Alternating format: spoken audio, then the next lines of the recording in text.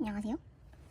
지금 남들이 다 개강을 하고 학교를 갈 3월 4일 오후 2시 제가 할 건 뭐냐,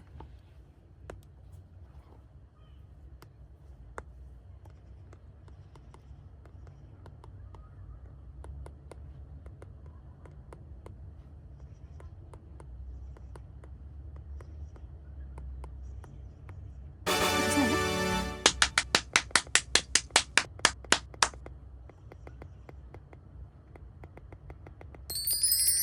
짠! 일본 유학 입시 후기입니다. 제가 이제 2024학년도에 입시에 합격을 하고 4월달부터 시작을 하기 때문에 3월 말에 떠나거든요.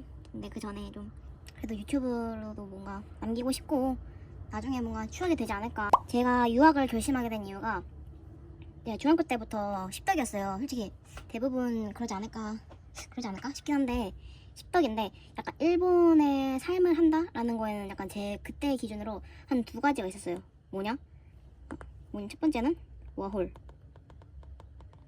어학연수, 아마 어학교겠죠? 어학연수, 이거는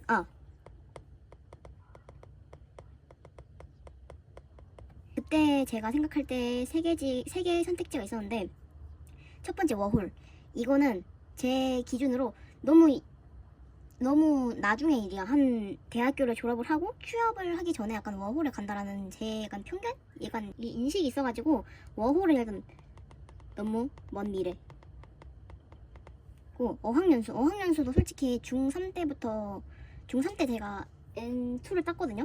근데 굳이 어학연수를 가면서까지 고등학교 3년 내로 N1을 딸 텐데 그러면은 학교를 다니는 의미가 있을까 해가지고 이건 의미가 없을 거라 생각해서 일단 뺐고요.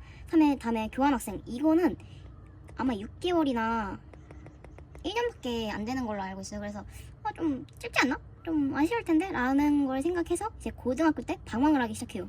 고등학교 1학년 2학기 때 유학을 결심하게 됩니다. 그래서 대학 유학, 이거를 좀 하고 싶어서 저의 미래가 이렇게 됐죠. 일본 유학에 관심이 있으시다면 좀 다 대체적으로 다 아시겠죠. 뭐 이재유를 통해서 수능 점수처럼 나온 점수대로 출원을 하는 건데, 이게 일본어, 종과, 수학, 이과, 수투 이렇게 아마 있을 거예요. 이거 일본어는 같고, 제가 고등학교 1학년까지만 해도 이과였어요.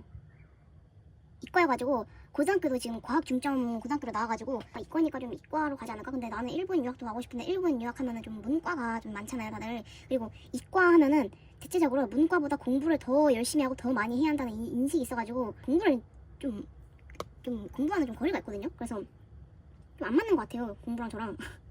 고2부터 문과가 됐다. 약간 남들이 하는 그런 얘기는 좀 다른 유튜브가 더 잘 설명하고 더 근본 있고 더 똑똑하신 분들이 설명을 하실 테니까 저는 그냥 저의 입시를 기반으로 제 입시 후기를 좀 말씀을 하고 싶어요. 제가 하고 싶은 약간 제 후기는 영어, 이거에 대해 할 말이 진짜 많아.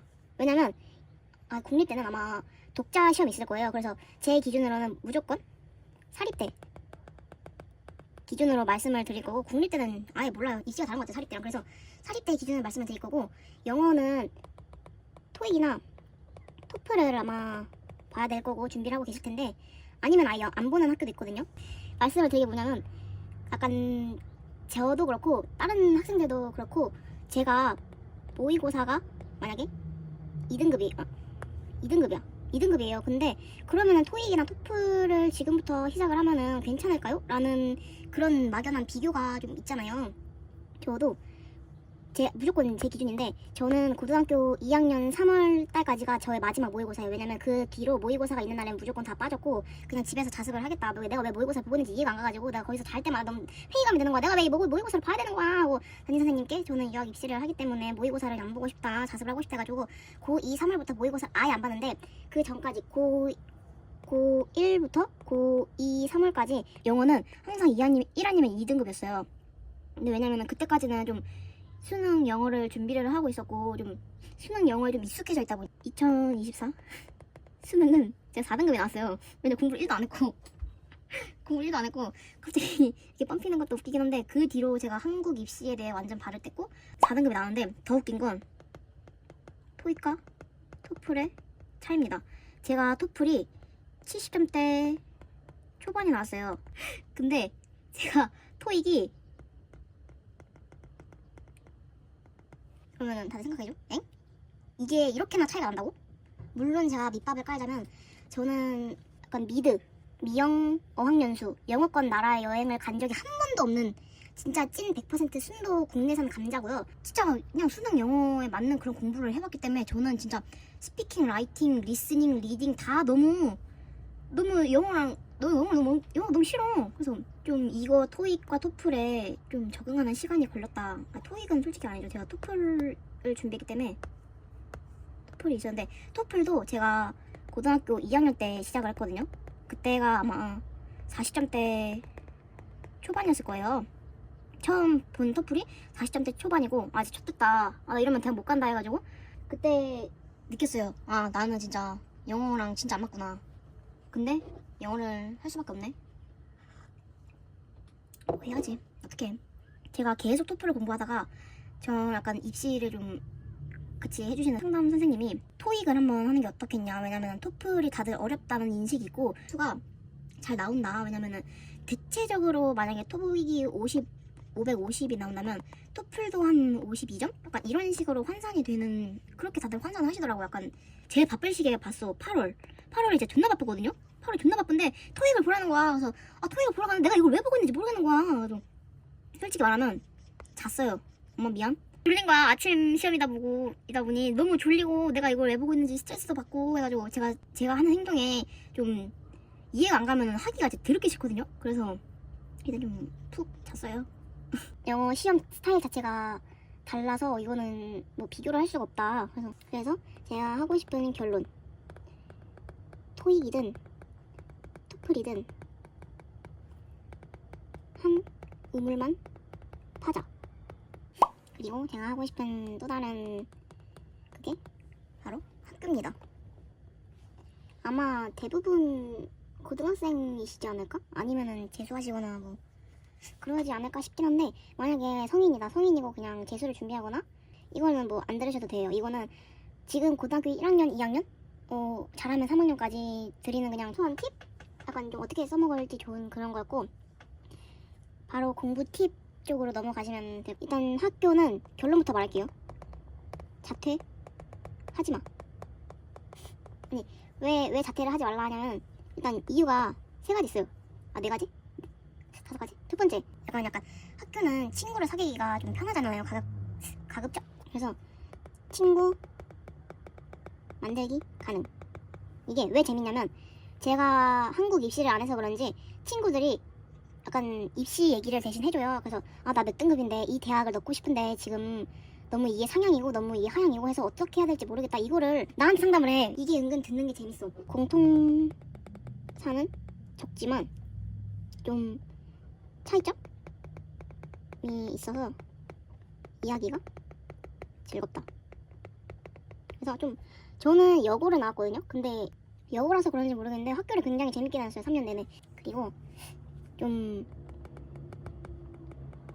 이런 거를 언제까지 챙기면 좋을까요? 약간 이런 게 있지 않을까요? 이런 고민이 있으시죠? 저는 고1 2학기 때 유학을 결심을 했다고 했잖아요. 그때 이후로 아예 손을 놨어요. 그래서 약간 수능이랑 내신은 언제까지 챙기면 좋을까요? 라고 물어보신다면 정말 일본 유학을 갈 거다라는 확신이 생기면 아예 그냥 놓고 유학 준비를 완전 돌입하는 게 나아요. 몰입을 해야 된다고 해야 되나?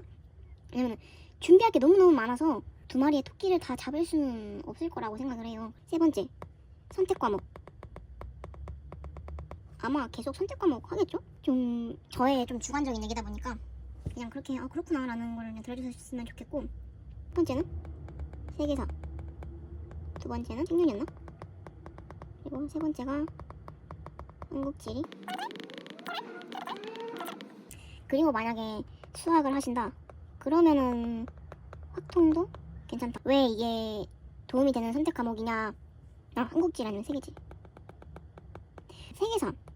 초창기에는 좀 신경을 안 써도 되는데 이제 그 시절 있죠. 콜럼버스가 신대륙을 발견을 하고 이제 식민지를 개척을 하고 나서부터가 거기가 중요해요.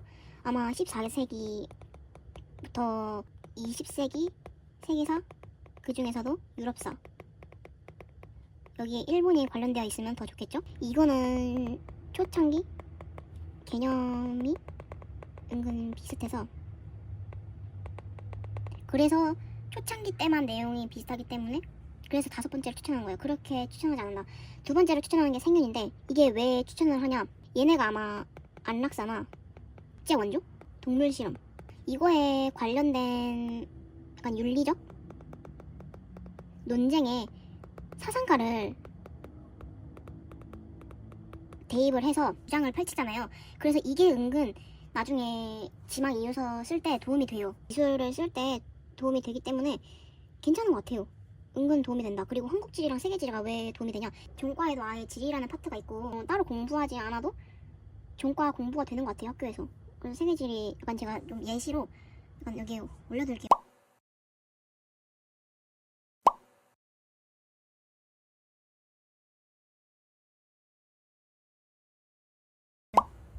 이런 식으로 비슷한 내용이 나온다. 그리고 비슷한 의미로 지구과학도 추천을 해요. 필수는 아니다. 대체적으로 만약에 학생이다, 그리고 선택 과목에 대해서 좀 고민이 되신다라는 분들은 좀 이 세 개는 꼭 들어주셔서 좀 좋잖아요. 학교 공부도 하고 종합 과목도 하고 선생님들한테 좋은 그것도 하고. 4번째, 이게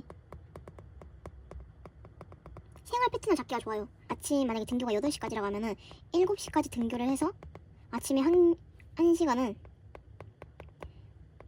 자습을 해요. 학교에서 아침에 공부를 하는 게 기분이 진짜 좋대. 진짜 약간 낭만이 미쳤어요. 약간 학교에 나밖에 없다는 그런 느낌? 물론 나밖에 없는 건 아니겠지만 아무튼 생활 패턴을 잡기가 좋다. 그리고 약간 고3이 되면은 학교를 빠지고 학원 수업을 듣고 싶으실 거예요. 저도 고3 때 학교 빠지고 그냥 학원 가서 수업을 듣긴 했는데, 일단 이거는 어떻게 하냐, 3월달에 고3이시면은 3월달에 무조건 담임 선생님이랑 1대1 상담을 할 거예요.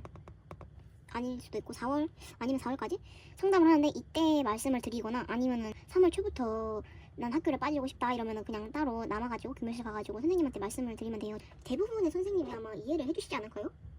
아니, 내가 이 입시를 하겠다는데 뭐 본인이 반대하면 어쩔 거야. 그냥 무단 결석하면은 그만이고 선생님도 솔직히 막을 이유는 없거든요. 근데 제가 여기서 추천드리고 싶은 거는 이거예요. 어쨌든 병결이 아닌 이상 무단이잖아요. 그래서 무단 결석 아니면 무단 조퇴 뭐가 낫냐? 저는 무단 조퇴를 무조건 추천을 드리는 게, 왜냐면 무단 결석 1번이 무단 조퇴 3번이랑 맞먹어요. 그러니까 조퇴를 3번 한 게 결석 1번이란 말이에요. 그러면은 조퇴를 하는 게 대체적으로 매우 유리하다라는 걸 말씀을 드리고 싶고, 좋은 거 가르쳐주고 있다, 그죠? 무조건 조퇴가 낫다. 다음은 공부 팁입니다. 이게 좀 애매한 게, 그냥 얘는 이런 식으로 공부를 했고 그냥 이런 방법도 있구나 라는 식으로 참고만 해주시면 감사할 것 같아요. 저는 개인적으로 6월 시험이 좀 쇼부를 보기 좋다고 생각을 하거든요. 왜냐면은 6월은 시험을 보고 나서 출원을 하고 그 다음에 뭐 면접을 보든 지망 이유서를 쓰든 그런 형식이라서 시험에 집중하기가 좋아요. 근데 11월에는 출원을 하고 시험을 보거나 아니면은 면접까지는 아닐 거예요. 시험이나 출원을 할 때 지망 이유서를 같이 준비를 해야 하기 때문에 시험에 집중하기가 좀 저는 굉장히 힘들다라고 생각을 했었어요. 6월달보다 11월에 엄청 공부를 열심히 했는데 6월에 비해 점수가 좀 드라마틱하게 오르지 않았다? 라는 게 굉장히 아쉽고요.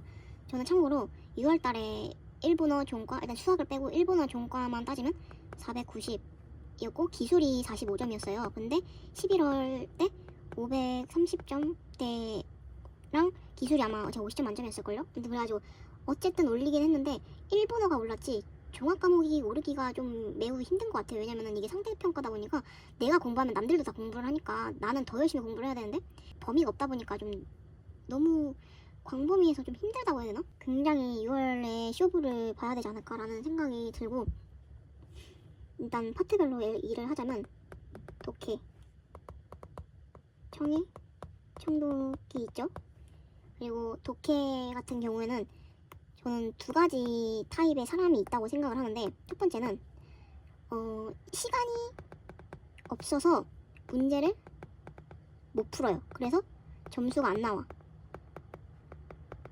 이런 타입의 사람이 한 명 있을 거라 생각하고, 두 번째 타입은 시간은 괜찮아. 근데 많이 틀려. 그래서 점수가 안 나와.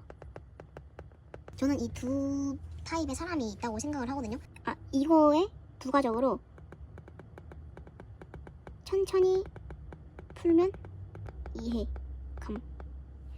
이런 타입이에요. 제가 딱 이 타입이었거든요. 무조건 많이 읽어야 돼요. 이게 상관없어요. 이제유 기출문제든 NHK의 뉴스든 그냥 일본어로 된 원서로든 아무튼 일본어로 된 문단이나 글을 많이 읽고 약간 속도를 점점 빨리 키워나가면 그게 괜찮더라고요. 그래서 무조건 많이 읽기. 뭐 뉴스든 기사든 원서든 많이 읽는 게 중요한 것 같아요. 그리고 만약에 시간은 뭐 쫓기지 않은 것 같은데 많이 틀린다 이런 분들은 문장에 이해가 안 돼서 틀리는 거잖아요. 그러면은 저는 개인적으로 단어 공부를 열심히 해야 한다고 생각을 하고, 또 해야 되는 게 틀린 문제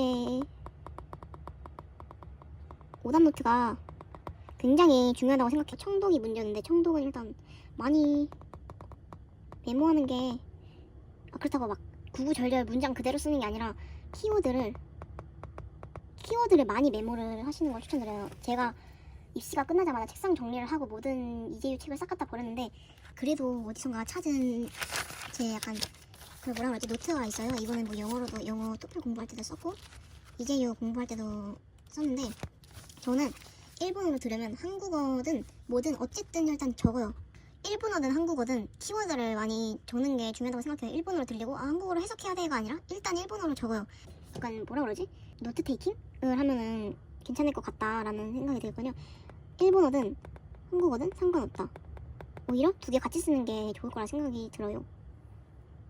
그리고 이거는 개인적으로 제가 썼던 독해 팁인데, 독해가 단문, 중문, 장문이 좀 문제 스타일 있잖아요. 단문의 경우 약간 문제 양 이 정도고 문제가 하나가 나와요. 그리고 중문은 문단이 아마 2개? 많으면 3개고 문제가 2개고, 그리고 장문은 문단이 존나 많아요. 한 4개인가? 3개인가? 아무튼 하고 문제가 3개가 있을 거예요. 일단 단문을 할 때 추천드리는 거는 첫 번째 줄을 읽고 쓱쓱 읽다가 마지막 줄을 읽는 거예요. 왜냐면 일본인들 글 성향 자체가 첫 문장에 주제를 적는 경향이 꽤나 많거든요. 그래서 하고 싶은 주제가 뭔지, 내가 뭐에 대해서 글을 쓸 거다라는 거를 첫 번째 문장에 굉장히 나타내는 것 같고, 결론을 마지막에 나타내는 경향이 있는데, 이거는 뭐 문바이 문이니까 좀 약간 저는 마지막 줄을 굉장히 신경 써서 읽었다. 그리고 중요한 접속사가 시카시랑 치마리. 이거는 긴 문장이 굉장히 중요해요. 그리고 타토해봐 이러면서 막 예시를 듣는 경우, 이런 거는 앞문장이 굉장히 중요해요. 그래서 저는 이렇게 공부를 했고요, 독해를. 그다음에 종합과목, 이게 범위가 없다 보니까 어떻게 공부를 해야 될지가 감이 안 오실 거예요. 종합과목이 그냥 감이 안 와요. 너무 넓어서. 그래서 진짜 독학은 안 되지 않을까? 라는 생각이 들어요. 종합과목은 진짜 하루 이틀 되는 게 아니라 오래, 자주 많이 읽어야 되고, 일단 포인트 진짜 개 중요한 진짜 기본적인 기본은 그냥 무조건 달달 외울 수준으로 하고, 그 다음에 부가적으로 외우는 거거든요. 그래서 이거 아마 노트 정리를 첨부하지 않을까? 일단 결론, 독학은 어려울 것 같다. 그리고 그냥 여기서부터는 저의 개인적 일본 유학에 대한 좀 이야기를 하자면, 일본 유학은 도피 유학인가? 그리고 돈만 있으면 되는가 라는 걸 말씀을 드리자면, 저는 반은 맞고 반은 틀리다. 일본 유학이라는 게 돈만 있으면 되는가, 이거는 절대 아니에요. 왜냐면 돈도 있어야 된다. 이게 왜 그러냐, 일본 유학을 준비하는 것부터 약간 자체가 돈이 굉장히 많이 든다고 생각을 해요. 왜냐면은 약간 학원비 뿐만 아니라 토플, 올, 토익의 응시료도 있을 거고, 그리고 출원비가 있잖아요. 학교에 출원을 하겠다라는 출원비도 있을 텐데, 이게 한국에 비해서 엄청 저는 비싸다고 생각을 해요. 한국이 얼마인지는 모르겠는데 한 5만원? 7만원? 하지 않나? 근데 일본의 출원비는 면접이 없는 그냥 도일전이나 서류 전형 같은 것만 해도 일단 기본 10만원에서 15만원 정도고요. 면접이 있다 그러면은 35만원에서 40만원이에요. 이게 한 학교당, 그리고 한 학부당. 내가 봤을 땐 학교들이 이걸로 돈 빨아먹는 것 같아. 아니 어떻게 30-40만원이나 받아먹어? 근데 이게 일본은 출원을 할 때 제한이 없어요. 약간 저희는 수시 6개 카드가 있다고 막 하죠. 근데 일본은 대신 비싼 대신 제한이 없다.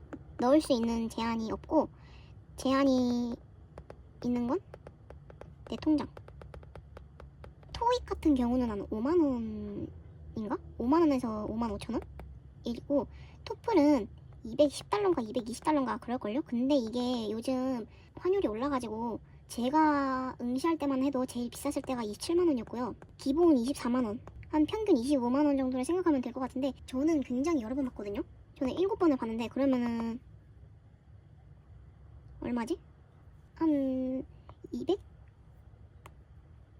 얼마지? 한 180에서 200은 토플을 보는데 사용을 했다. 엄마 미안. 근데 여기 뿐만 아니라 학원비 이래서 도피 유학인가, 돈만 있으면 되는가, 답변은 반은 맞다. 돈도 있어야 된다. 약간 출원을 할 때 지망 이유서라는 게 있어요. 이게 뭐냐, 내가 왜 이 학교를 지원했는지, 내가 왜 이 학부를 지원했는지. 제가 지금 합격한 학교는 지망 이유서에 뿐만 아니라 공부 계획서를 제출하게 했어요. 보통은 이거 두 개를 합쳐서 지망 이유서라고 부르기도 하거든요. 그래서 두 개를 합쳐서 800자 정도를 대부분 쓸 텐데, 저는 이게 글자 제한이 없고 그냥 이렇게 칸만 있고 거기에 맞춰서 쓰는 건데, 내가 봤을 땐 이거 800자 100% 넘어. 내가 봤을 때 한 2000자는 쓴 것 같아요. 저는 따로따로 제출을 해서 내가 이 학교를 와서 무슨 공부를 하고 싶은지, 어떤 수업이 기대가 되고, 어떤 세미나에 관심이 있고 여기에 들어가고 싶었고, 이유는 뭔지, 그리고 그 뒤에 미래 잠깐 끊어졌는데, 이게 아무튼 미래 계획도 쓴다. 그래서 이걸 다 합쳐서 지망 이유서라고 부르는 것도 있고, 이거를 따로따로 제출을 하게 하는 학교가 있다. 그게 저희 학교다. 진짜 어이가 없다. 일단 뭐 이런 얘기는 여기까지고, 자, 이제부터 제가 이재유 걔 억가 스토리를 들려드릴게요. 제가 고1 1학기 말에 유학을 하고 싶다 하고 2학기 때 유학을 결정했잖아요. 사실 이때 11월 달 이재유를 신청을 했어요. 그래서 이때 고등학교 1학년 때 처음 이재유라는 걸 시험을 봤거든요.